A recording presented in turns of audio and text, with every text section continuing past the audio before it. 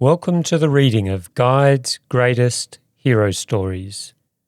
This is Chapter 10, The Giving Christmas, by Nina Walter, December 24, 1975. Carolyn wanted just one thing for Christmas, a bright red woolly sweater to wear to school. Her last year's sweater was worn and faded, and had mended places that showed. Besides, it was too small for her. She didn't like to walk beside her best friend Marion, who had a new blue sweater and a cap to match. Carolyn had wished and hinted and asked and even prayed for a new sweater. But now she just tried not to think about it. For her father was without a job after the mill had closed. "They all say to come back after Christmas," he reported one morning after a week of job searching. "I hope we can make the money last." "We'll have to," Carolyn's mother said, "and we'll have to postpone our own Christmas plans." She looked at Carolyn, and Carolyn knew she ought to answer that look. She ought to say, "That will be all right." But she couldn't. She just hurried out of the house to join Marion, who was waiting at the gate to walk to school with her. "It'll be a terrible Christmas," she thought. For the first time in her life, there wouldn't be a single Christmas gift for her. What would she say when the other girls showed her their gifts? At school, Carolyn and Marion joined the other students who were waiting for the last bell to ring. They were talking about what they hoped to get for Christmas: bicycles, sleds, radios, new clothes.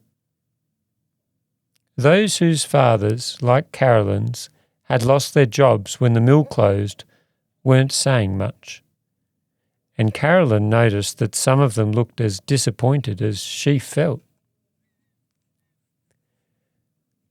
When their teacher, Miss Dodson, called the class to order, she said a surprising thing. "I couldn't help overhearing your plans for getting... Why don't you try a giving Christmas for a change?" "We do give," Marion said. "We always exchange gifts." "I don't mean exchanging gifts with your family and friends," Miss Dodson explained. "I mean doing something for somebody who needs it. Something that will be a surprise. A gift that you give without expecting to get anything back." Everybody in the class liked the idea. They made a list of the people they were going to surprise. Some decided to make or repair toys for small children. Some planned gifts or services for elderly people who lived alone. All of them would make their own Christmas cards to go with the gifts and list the services they intended to perform, such as sweeping sidewalks, stacking wood, or running vacuum cleaners. Miss Dodson let them use their art period for the Christmas cards. Carolyn and Marion worked on their cards together. "I choose Susan Thompson," Marion said. "You know, the 5-year-old girl who broke her arm?" "What are you going to do for Susan?" Carolyn asked. "I'm going to make some clothes for her doll and help her dress it," Marion replied. "What are you going to do?" "I chose Mrs. Gleason, the old lady who lives next door to me," Carolyn said. But I don't know what to do for her. You could give her one of your books, Marion suggested. She doesn't read much, Carolyn answered. She just sits in her wheelchair and listens to her radio and crochets or knits. All the way home, Carolyn kept trying to think of something to do for her elderly neighbour. Mrs. Gleason was sitting in front of her window as usual, and as usual, her knitting needles were flying.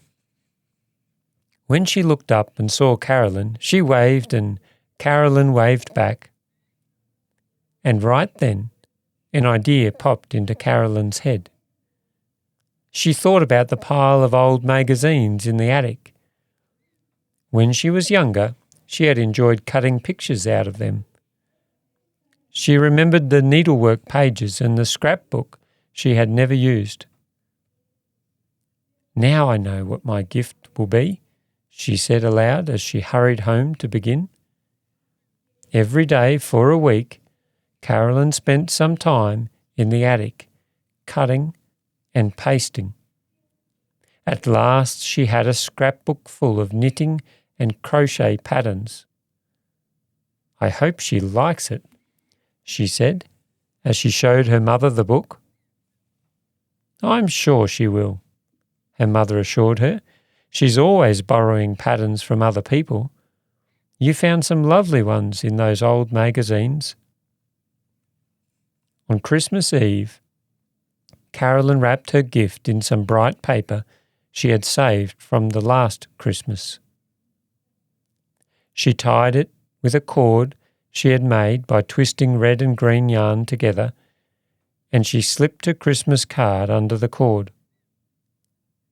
Then she took the package to Mrs. Gleason. A present? For me? The woman exclaimed. How lovely! I haven't had a present for ages. I wonder what it could be. Open it, Carolyn urged. I made it myself. When Mrs. Gleason saw what was in the package, she said, Oh my, you've given me a wonderful gift. I can't thank you enough. If only there was something I could do for you.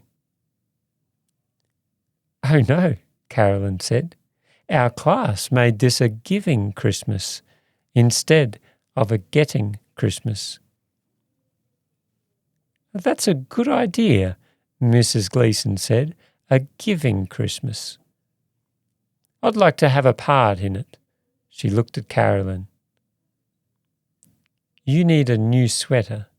That one is about worn out. I know, Carolyn murmured. Well, I have a lot of red yarn left over from the brother and sister suits I knitted for Mrs. Blake's twins. Mrs. Gleason continued.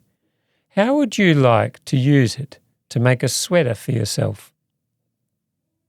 I couldn't, Carolyn said. I don't know how.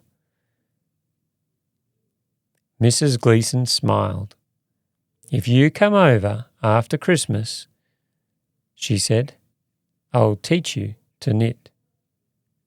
Then you can make your own sweater. Would you like that? Oh, yes, Carolyn exclaimed. I'd love to learn how to knit. Will you really teach me? I'd love to, Mrs. Gleason said.